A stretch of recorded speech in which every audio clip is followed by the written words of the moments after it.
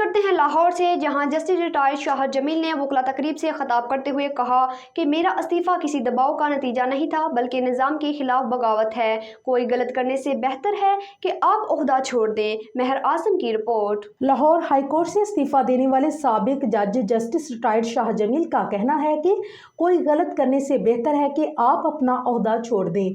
मेरा इस्तीफा किसी दबाव का नतीजा नहीं था बल्कि इस निज़ाम के खिलाफ बगावत है। मीडिया रिपोर्ट के मुताबिक लाहौर में वकला की तकरीब से खिताब करते हुए जस्टिस रिटायर्ड शाह जमील ने कहा है कि फैसला करते वक्त जजिस को खौफ खत्म करना पड़ेगा। कुछ जजिस बेयकीनी की सूरत हाल का शिकार हैं।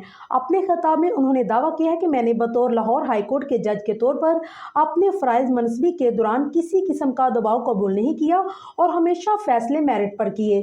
ख्याल रहे कि 2 फरवरी को लाहौर हाई कोर्ट के जज जस्टिस शाह जमील ने इस्तीफ़ा दे दिया था।